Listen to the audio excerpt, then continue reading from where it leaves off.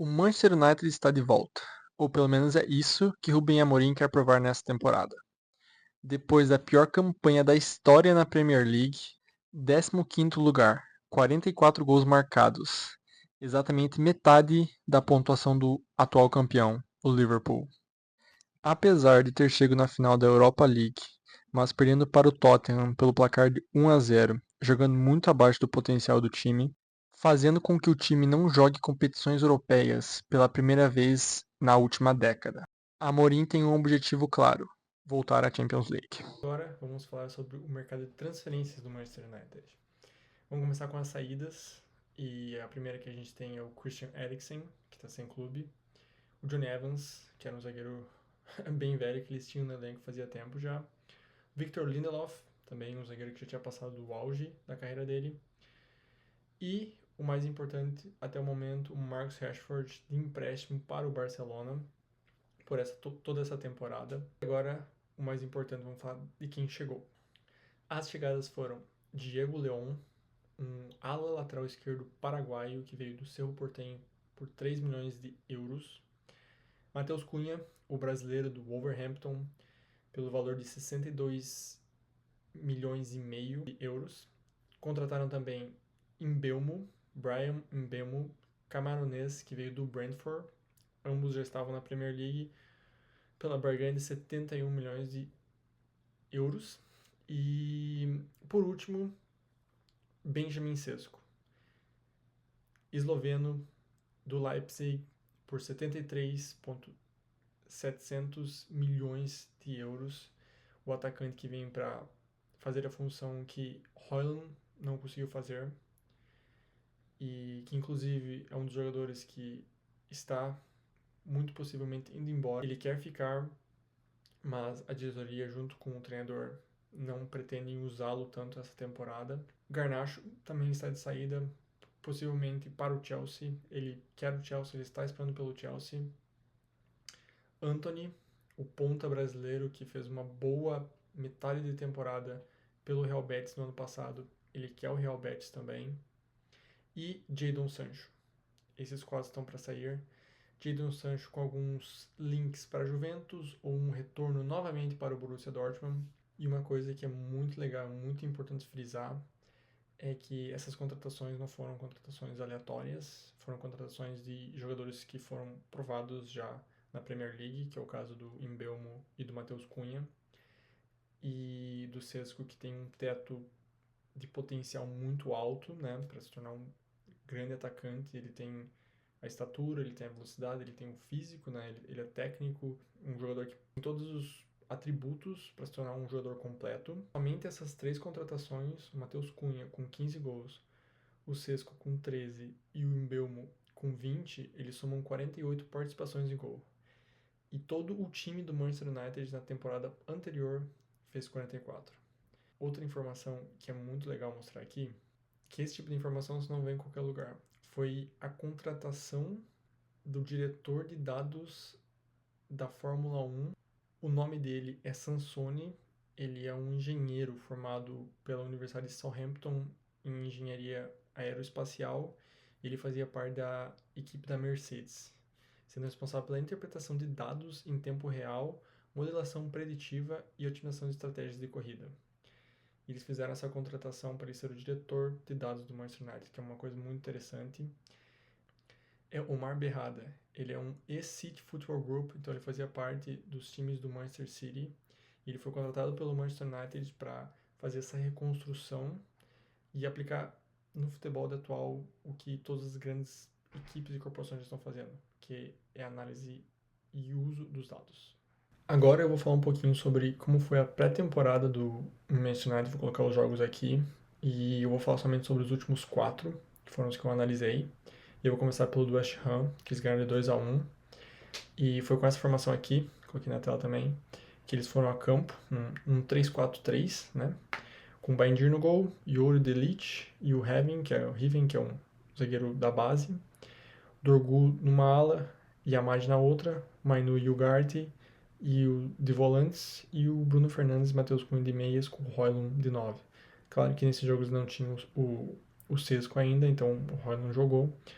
Eles Inclusive ganharam do West Ham, que é um time decente na Premier League, tem um investimento legal, que defende bem, né? Eles vieram com 3 volantes ali para defender, eles faziam uma linha de 5-3-2. E o United saiu na frente com um gol do Bruno Fernandes, de pênalti no começo do jogo, e depois ele ampliou também, após uma boa pressão do Manchester United no campo de ataque, onde o goleiro foi ser jogando o Areola e deu um passe errado. O Dorgu antecipou, tocando para o Bruno Fernandes, que fez um golaço. Mas depois eles levaram um gol no contra-ataque do Bowen. E para mim, mais um jogo que o Bruno Fernandes mostra que é o líder técnico desse time, mas mostra o quão fácil às vezes é fazer gol no Manchester, né? Não pode conseguir tantos gols que eles consideram na temporada passada se quer brigar por alguma coisa lá em cima. E agora vamos falar sobre o segundo jogo, que foi contra o Bournemouth, que eu inclusive fui assistir pessoalmente. Foi uma experiência muito legal, eu queria lá analisar eles pessoalmente. Foi incrível. Eles acabaram ganhando de 4-1. O Mourinho já testou a mesma formação, mas com diferentes jogadores, com Hitton no gol, Yoro. Ao invés do Delite, ele começou com o Maguire, zagueiro central, e o Shaw, zagueiro pela esquerda. Dorgu aberto, Bruno Fernandes e Casemiro, com o Dalot como ala, e liberou o Amad para essa posição de meio atacante, junto com o Mason Mount. E o Haaland, de novo, porque o Cesco não tinha chego ainda, de 9. O primeiro gol foi do Haaland, com o cruzamento do Dorgu pelo lado esquerdo, ele só deu uma casquinha e fez o gol. Com 5 minutos, e aos 25 minutos, de uma falta cobrada rápida pelo Mount pro Dorgu, ele arrastou e fez o segundo gol, e aí com 25 minutos de jogo o Manchester United já estava dominando a partida com 2-0. O terceiro gol veio no segundo tempo, uma bola alçada na área do Casemiro, que o Haaland fez uma boa parede, brigou pela bola, ela acabou sobrando pro Amad, só deu uma chapadinha nela e fez o gol. O United abriu 3-0, ele fez várias trocas, colocou vários talentos da base, e o quarto gol foi meio que um contra-ataque, e a bola acabou sobrando na área para o Williams, que é um guri da base do United, e acabou fazendo o 4-0. Mas, aos 42 do segundo tempo, o Bournemouth descontou, fez um gol no contra-ataque, o cara driblou o zagueiro, cruzou para trás, e o cara do banco do Bournemouth fez o gol também, diminuindo. E as concessões desse jogo é que, de novo, o Bruno Fernandes muito acima tecnicamente, é um jogador muito bom. Acho que o Mount vai ser um jogador muito importante vindo do banco essa temporada. Mas o United precisa urgentemente trabalhar as bolas paradas. Eles são muito vulneráveis nas bolas paradas e também as transições de quando eles perdem a posse de bola. Eles ficam muito expostos e eles não conseguem baixar o bloco para defender. Então eles precisam fazer a falta tática, né, parar a jogada, ou organizar melhor defensivamente.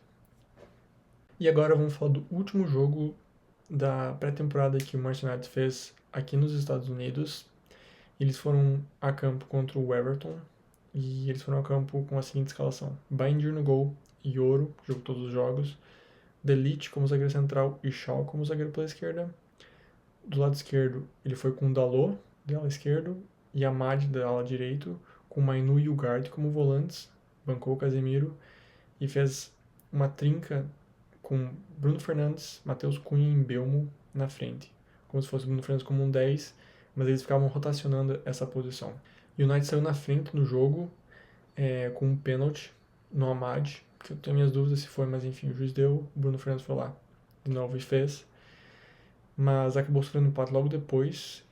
O United recupera uma bola, o Everton pressiona, toma a bola, cruza os cruzamentos, segundo pau, o cara sozinho fez o gol, então foi 1-1. E já no segundo tempo, quando o Mason Mount entrou na partida, em uma jogada entre ele e o Bruno, do passe lateral, o Bruno acha ele na entrada da área, ele dá uma chapada, coisa linda, na gaveta, então ele faz o 2-1. Mas logo depois desse lance, 3 minutos depois, o Bruno acaba perdendo uma bola ali no meio de campo e o United novamente fica muito exposto, né, nessa bola, e no contra-ataque o Amad faz um gol contra, né, o cara cruzou, bateu nele e entrou. E mais uma vez mostrando a vulnerabilidade, quando eles perdem a bola, eles estão muito expostos. E se o Manchester quer vagas europeias, Champions League no próximo ano, eles precisam ganhar de times como o Everton, que querendo ou não é um time vulnerável, que outros times grandes, por exemplo, como o Manchester City, Liverpool Chelsea, eles vão ganhar do Everton. Então, se o United quer brigar por um top 6, um top 4, ele precisa estar derrotando os times como Everton. E agora eu vou falar sobre o último jogo da pré-temporada deles, que foi contra a Fiorentina. Acabou sendo um empate. Foi muito legal também, porque foi o retorno do De Gea, né, para Old Trafford. Então fizeram uma homenagem a ele, foi bem legal. Mas vamos ao jogo aqui. Na escalação, o United começou com Bayindir, Yoro, de novo titular, Maguire como zagueiro central e o Heaven como zagueiro pela esquerda, com Dorgu pela ala esquerda, com Amad pela ala direita, Bruno Fernandes e Casemiro, e Matheus Cunha, Mbeumo e Mason Mount, que eu acredito que ganhou essa vaga de titular pela performance que ele teve nessa pré-temporada, né? O jogo foi bem morno, vamos dizer assim. O United sofreu um gol de escanteio e depois foi lá e fez um gol de escanteio também. E dependeu muito das jogadas de escanteio. O United, falar bem a verdade, e sofreu muito com cruzamentos. Teve várias situações perigosas da Fiorentina, que é um time muito interessante também. Tem bons jogadores. Eles fizeram os pênaltis, né? O United ganhou, né, pelos pênaltis. E inclusive o Amad deu uma cavadinha, achei muito legal.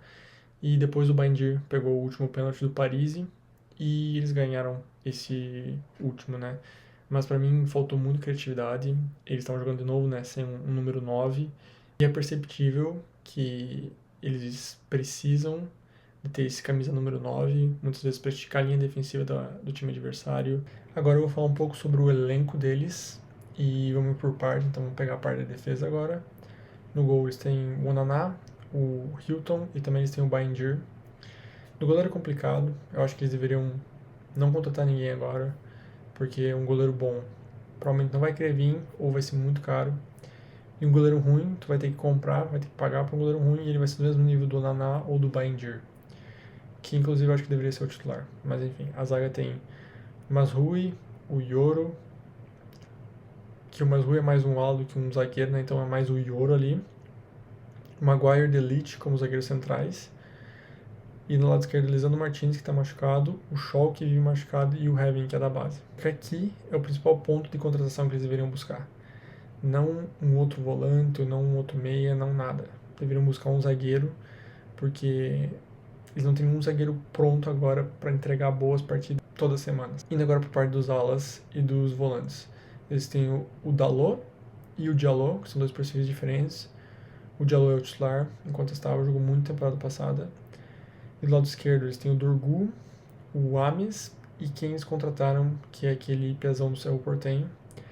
Aqui talvez eu tentaria buscar mais um ala que pudesse ajudar um pouco durante a temporada. Seriam essas duas contratações que eu faria. Na volância eles têm Casemiro, que já está um pouco mais... Boa parte da partida ele consegue manter o nível de desarmar, de matar as jogadas, de bola aérea, enfim. O Gart, que é um bom volante também. Bruno Fernandes e o Mainu. Eu gosto muito do Mainu e eu acho que a melhor função do Bruno Fernandes é como um meio atacante, não como um volante aqui. Porque ele expõe muito a linha do meio, né?